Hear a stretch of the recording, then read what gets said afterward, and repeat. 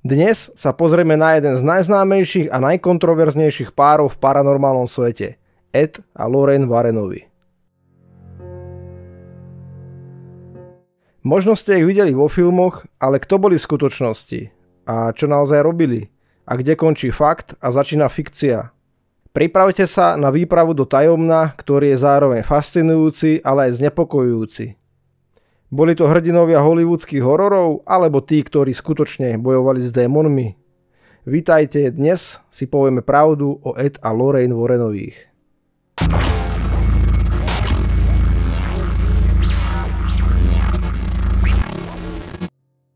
Ed Warren, celým menom Edward Warren Miney, sa o paranormálne javy začal zaujímať už v detstve. Podľa jeho vlastných slov vyrastal v strašidelnom dome, kde často počul zvláštne zvuky, kroky či cítil nevysvetliteľnú prítomnosť. Tieto skúsenosti v ňom prebudili celoživotný záujem o to, čo sa skrýva za hranicou bežného sveta. Ako tínedžer často navštevoval miesta, o ktorých sa hovorilo, že sú posadnuté duchmi, a pokúšal sa ich pochopiť. Po skončení druhej svetovej vojny sa Ed oženil s Lorraine.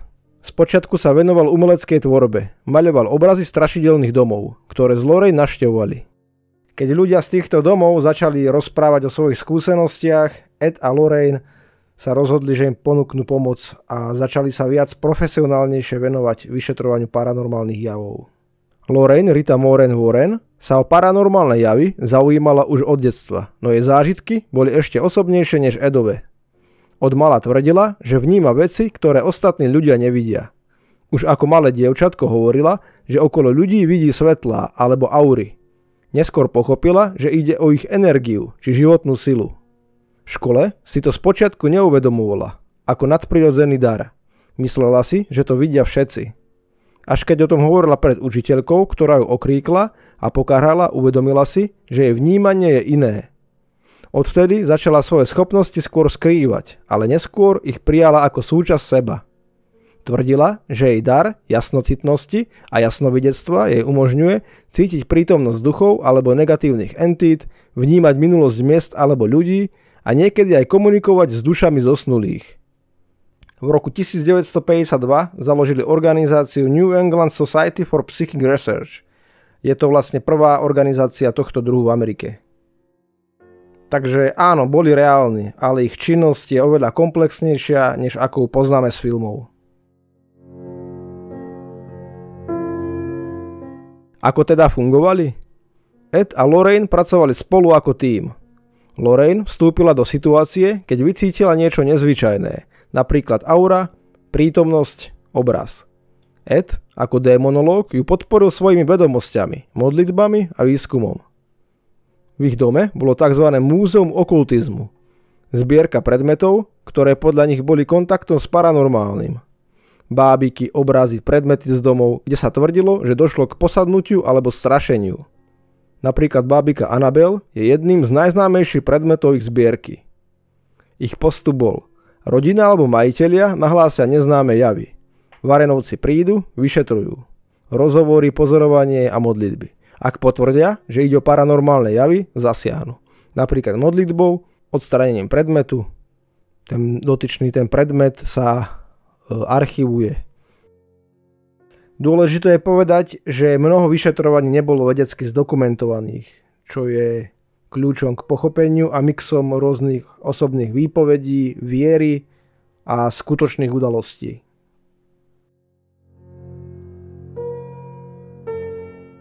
Začnime jedným z ich najznámejších prípadov. Annabelle. Okolo roku 1970 dostala jedna žena bábiku Raggedy Ann ako darček. Onedlho sa začali diať zvláštne veci. Bábika sa objavila na iných miestach. Objavovali sa rukou písané správy ako Help me alebo Help us.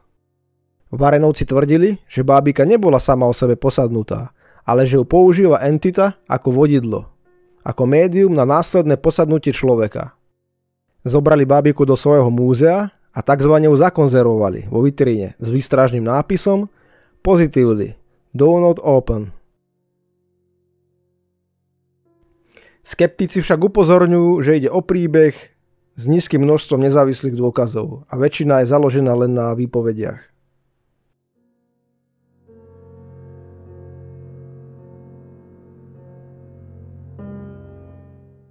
Ďalším zásadným prípadom je dom rodiny Peronových v Harrisville na Rhode Island, ktorý sa stal základom filmu The Conjuring.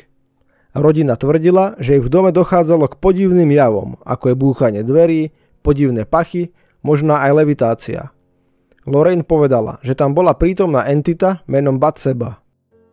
Film však dramatizoval veľkú časť udalostí. Podľa jednej z členiek rodiny je asi 95% filmu fikcia.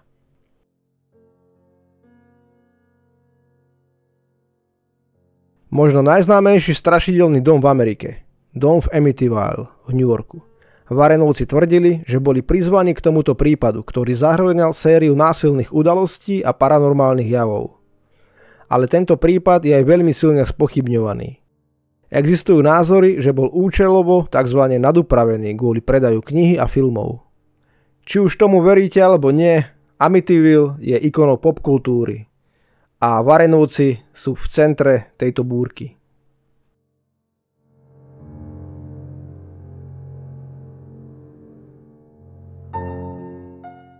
Teraz sa pozrime na druhú stranu, kritikov a skeptikov.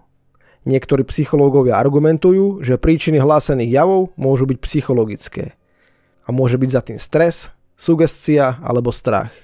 Odborníci na vyšetrovanie paranormálnych javov hovoria, že mnohé z dôkazov nie sú overiteľné.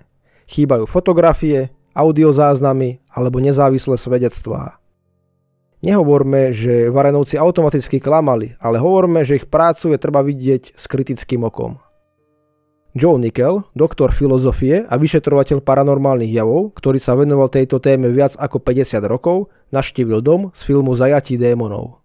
Zajatí démonov je horor z roku 2013, založený na skutočnom rodinnom dome v údajne démonmi sužovanom dome na vidieku na Rhode Island. Jeho príbeh je hollywoodsky spracovaný podľa trilógie od Andrej Peronovej, najstaršie z 5 dcér Rogera a Caroline Peronovej, ktorá v dome žila 10 ročie od roku 1971. Hoci sa o údajnej demonickej aktivite v priebehu rokov sporadicky hlásilo, film predstieral prehnané hrôzy dôverčivému publiku, čo prinieslo veľký kasový trhák. Medzitým Norma Sutcliffe býva v dome so svojím manželom Garym už asi 30 ročia. Nemali žiadne problémy s démonmi, ale film rozpútal obliehanie ich majetku, vyvolané seriálom Zaklínanie. Podľa právnych dokumentov v ich žalobe proti Warner Brothers od obťažujúcich telefonátov cez neohlásených návštevníkov až po internetové diskusie o zničení domu, pretože je taký plný zla. Pár utrpel stratu pokoja a ticha. Warrenovci si urobili akúsi kariéru tvrdením, že vidia a vyháňajú démonov. Ich modus operandi spočívalo v tom, že prišli, často nepozvaní, do domov strašidelných katolíckych rodín a snažili sa ich presvedčiť, že ich duchovia alebo poltergeisti sú v skutočnosti démoni. Warrenovci v určitom okamihu naznačili, že na zmluvách na knihy a filmy by sa dalo zarobiť veľa peňazí a spoluautori týchto kníh a filmov mali si vymýšľať rôzne príbehy, aby tento obsah bol oveľa strašidelnejší, ako bola samotná realita. Citujem od Joea Nickella. Roger Perron nazval Warrenovcov dvojicou bezvýznamných šarlatánov. S tým nemôžem nesúhlasiť. Vystupoval som s nimi v relácii Sally Jazz Raphael na predhalloweenskej propagácii ich knihy v roku 1992 spolu s Allenom a Karen Snedekerovcami, ktorá bola základom pre úspešný film Strašenie v Connecticut. Eda Warrena, dnes už zosnulého, som považoval za agresívnu a manipulatívnu postavu, ktorá v zákulisí nadávala ako námorník a mala sklon k skrytým hrozbám. Ak by sa niekto naozaj mohol vrátiť ako démon, Ed Warren by sa zdal byť presne ten pravý typ. Hoci Nickell odmietol termín vyvracač na opis svojej práce, jeho vyšetrovania paranormálnych udalostí založené na dôkazoch neodhalili žiadne zázraky, duchov ani príšery. Jeho trvanie na zdokumentovaných faktoch viedlo k búrlivej výmene názorov s Edom a Lorraine Warrenovými v relácii Sally v roku 1992.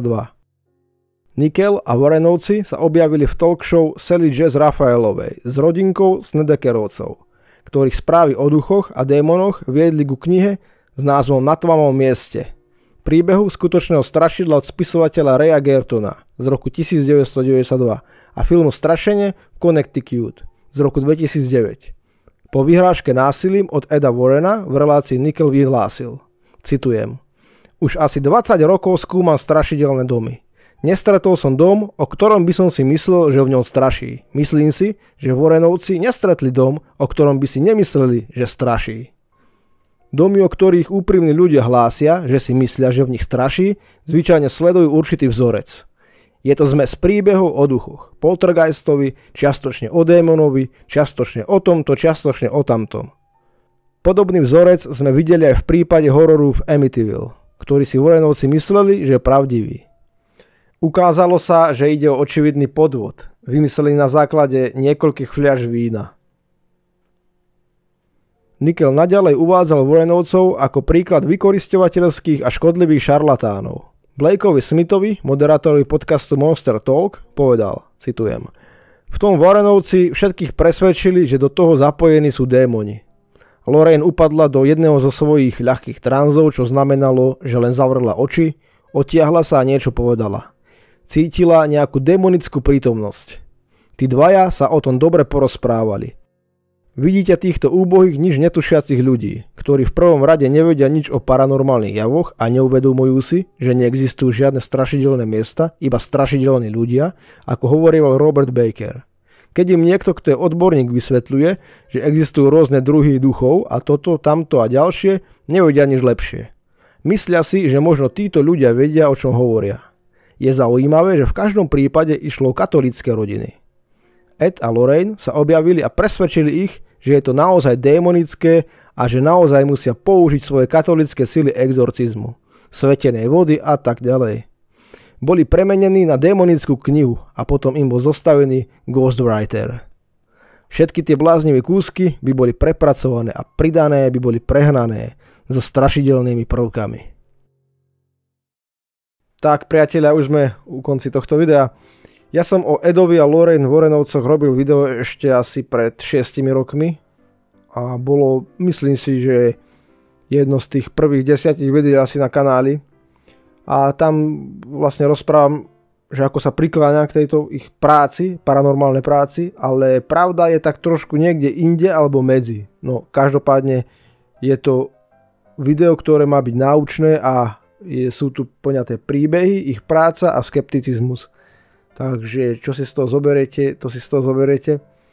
Ja som to povedal tak, ako som to cítil. A máme tu vlastne už Halloween a môžete si pozrieť video o najznámejších tradíciách o tomto zaujímavom sviatku. A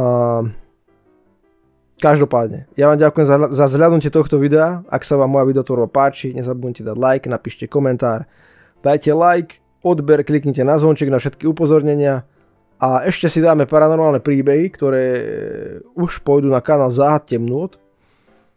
Takže určite vám dám ešte sem odkaz a vidíme sa v skupine a tak ďalej a budeme pokračovať v zaujímavostiach a faktoch alebo pôjdem na tie príbehy týchto legendárnych zvierat, ktoré zmenili pohľad na svet. Ja vám prajem krásny zvyšok dňa, večera, skôr. Ostaňte paranormálni a ahojte.